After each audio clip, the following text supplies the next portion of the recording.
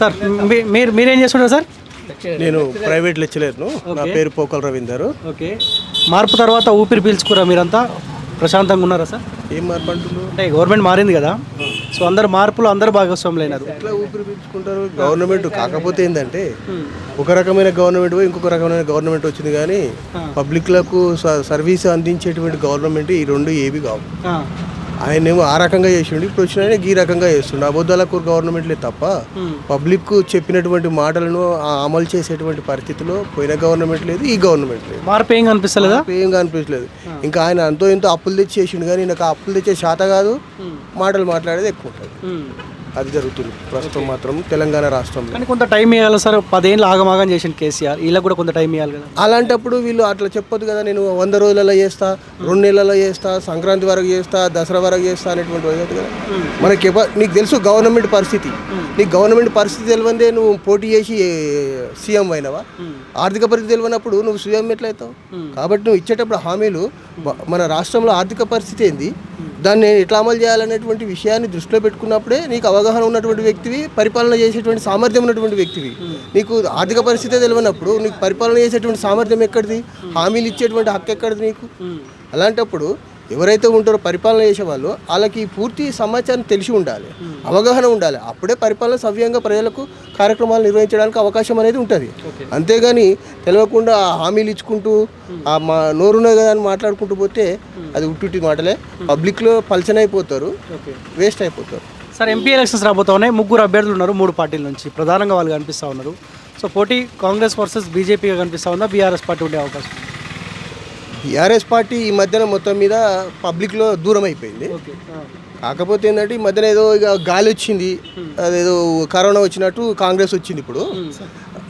కాబట్టి కొద్దిగా బీజేపీ పార్టీకి బూర నరసయ్య గారికి కాంగ్రెస్ పార్టీ కొద్దిగా పోటీ ఇవ్వచ్చు. బూర నరసయ్య గారే ఉంటారు 100%. ఎందుకు అంటే గత 15 సంవత్సరాల నుంచి ఆయన రాజకీయాల్లో ఉన్నాడు. ఒకసారి ఎంపీగా చేసిండు, ఒకసారి దగ్గరలో ఓడిపోయిండు. అయితే బూర నరసయ్యకు ఇతర పార్టీలకు సంబంధించినటువంటి వ్యక్తులను మనము పరిశీలన చేసినట్లయితే వాళ్ళకు రాజకీయ అనుభవం లేదు, కానీ వ్యాపార అనుభవం ఉన్నది, కాంట్రాక్టులు చేసి కమిషన్లు కొట్టేటువంటి అనుభవం ఉన్నదే తప్ప బూర నరసయ్యకు అట్లాంటిది లేదు. ఆయన వృత్తిరీత్యా ఒక డాక్టర్, మంచి పొజిషన్లో ఉన్నటువంటి డాక్టర్. ఆయన దాదాపుగా భారతదేశంలో ఒక చరిత్ర సృష్టించినటువంటి వ్యక్తి. ఏంటంటే 35,000 ఆపరేషన్లు చేసినటువంటి ఒక గొప్ప వ్యక్తి ఆయన. ప్లస్ ఆయన ఎంపీగా ఉన్నప్పుడు కూడా ఎక్కడ కూడా ఆయన వ్యక్తిగతంగా కాంట్రాక్టులు తీసుకొని కమిషన్లు తీసుకొని వ్యాపారం చేసిండు. వ్యాపారం వల్ల ఇన్ని కోట్ల రూపాయలు సంపాదించుకున్నటువంటి సందర్భాలు ఎక్కడ దాఖలు కాలేదు మనకు. కాబట్టి అలాంటి వ్యక్తికి ఈ భువనగిరి పార్లమెంట్ నియోజకవర్గంలో ఉన్నటువంటి ప్రజలు చేయితనిచ్చి గెలిపించుకోవడానికి అవకాశం ఉంటుంది. ఇంకొకటి ఏంటంటే బూర నరసయ్యతో పాటు ఇలా ప్రపంచం మొత్తం కూడా ఎదురు చూస్తున్నటువంటి వ్యక్తి మోడీ.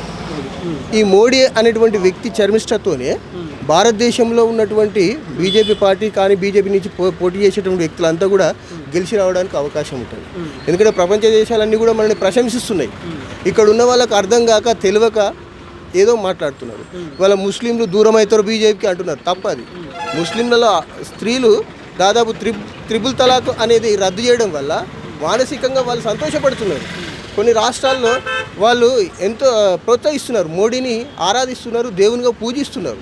కొన్ని స్టేట్లలో ముస్లింలు కూడా కొన్ని సంస్కరణలు చెప్పడం వల్ల, ఉదాహరణ కనుక తీసుకున్నట్లయితే 370 ఆర్టికల్ జమ్మూ కాశ్మీర్కి గత 70 సంవత్సరాల నుంచి లేనటువంటి స్వేచ్ఛ ఇవాళ జమ్మూ కాశ్మీర్ ప్రజలకు వచ్చింది. ఇవాళ జమ్మూ కాశ్మీర్లో మోడీ ప్రధానమంత్రి కావాలని వాళ్ళ పార్టీలో కాంగ్రెస్ పార్టీలో ఉన్నటువంటి గులాబీ నబీ ఆజాద్ అనేటువంటి వ్యక్తి కూడా ఇవాళ మోడీ అనేటువంటి వ్యక్తి ప్రధానమంత్రి కావాలి, సెంట్రల్లో బీజేపీ అనేటువంటి పార్టీ ఉంటేనే ఈ భారతదేశం సంక్షేమంగా ఉండడానికి అవకాశం ఉంటుందని కాంగ్రెస్ నాయకులే ఇవాళ స్టేట్మెంట్లు ఇస్తున్నారు. కాంగ్రెస్ పార్టీ అభ్యర్థిని మీరు ఎప్పుడైనా చూసినా సార్, పరిచయమేనా?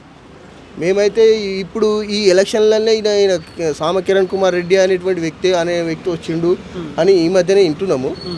తర్వాత ఇక్కడ కాంగ్రెస్లో ఏంటంటే కేవలము మూటాలకు మూటాలు కట్టుకొని వచ్చినటువంటి వాళ్ళకు, కాంట్రాక్టులు చేసి కమిషన్లు పొందినటువంటి వాళ్ళకి వాళ్ళు టికెట్లు ఇస్తారు. పైసలతో గెలుస్తామనేటువంటి భావనతోనే వస్తారు. పబ్లిక్లో మార్పు వచ్చినప్పుడు ఏ పైసలు ఏమీ పని చేయవు.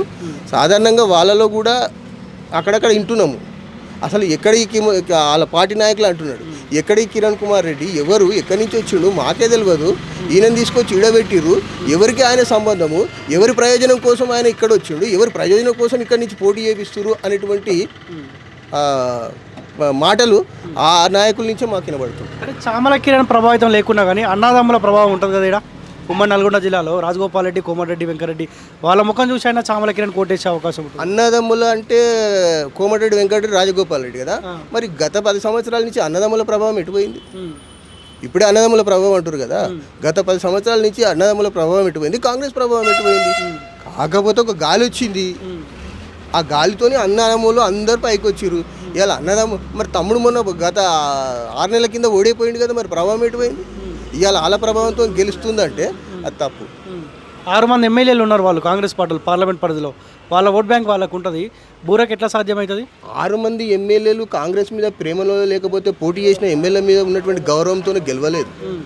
కేసీఆర్ మీద ఉన్నటువంటి ద్వేషము, వ్యతిరేకతతోని పోటేసి తప్ప కాంగ్రెస్ ఏదో చేస్తానే ఉద్దేశంతో వేయలేదు.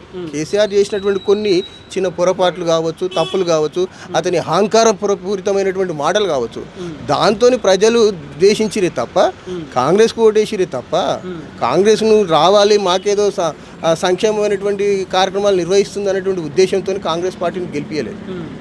గెలిచే అవకాశం ఉందంటారు బూరకు? తప్పకుండా గెలుస్తాడు. భారతదేశంలో మళ్ళీ బీజేపీ ప్రభుత్వం ఏర్పడుతుంది, మళ్ళీ మోడీ వస్తాడు. మోడీ ఇప్పటికే అనేక సంస్కరణలు చేసిండు దేశం మొత్తం మీద.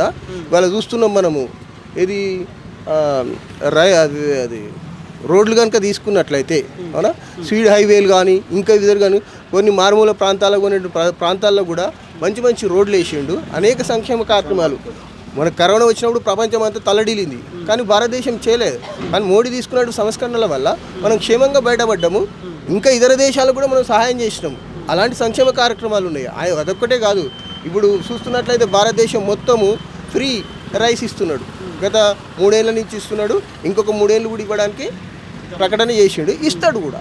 అలాంటి వ్యక్తినే ఇప్పుడు ఏ పార్టీ అనేది కాదు, ఇప్పుడు కాంగ్రెస్లో ఉన్నటువంటి కొంతమంది లీడర్లు పబ్లిక్ కూడా దేశంలో మోడీ ఉండాలి, దేశం ప్రధానమంత్రి మోడీ ఉండాలని కోరుకుంటున్నారు. అంతేగాని ఈ కాంగ్రెస్ ప్రభుత్వం ఉండాలని మాత్రం కోరుకుంటారు. అదే స్థానికంగా మాత్రం ఏదో ఒకటి అదేమంట చూడు, చావు తప్పి కన్నులొట్ట పోయినట్టు 2 రాష్ట్రాలలో వచ్చింది. దానికి వాళ్ళు ఏదో భుజాలు చదువుకొని చేసినంత మాత్రం ఏం కాదు. రేపు పార్లమెంట్ ఎలక్షన్లలో అవి కూడా పోతాయి. అప్పుడు వాళ్ళకి తెలుస్తుంది పరిపాలన ఎట్లా ఉందని. ప్రపంచం మొత్తం ప్రశంసిస్తుంటే వీళ్ళు మనల్ని విమర్శిస్తున్నారు. ఇప్పుడు 19 సీట్లు ఉన్నటువంటి తెలంగాణ 235 సీట్లు ఉన్నటువంటి దగ్గర బీజేపీ రాష్ట్రం గెలిస్తే 117 అక్కడ గెలిచినంత మాత్రాన వీళ్ళు ఏదో ప్రపంచాన్ని జయించినట్లు, భారతదేశాన్ని జయించినట్లు ఫీల్ అవుతున్నారు. అది కేవలం కొంతకాలం వరకే.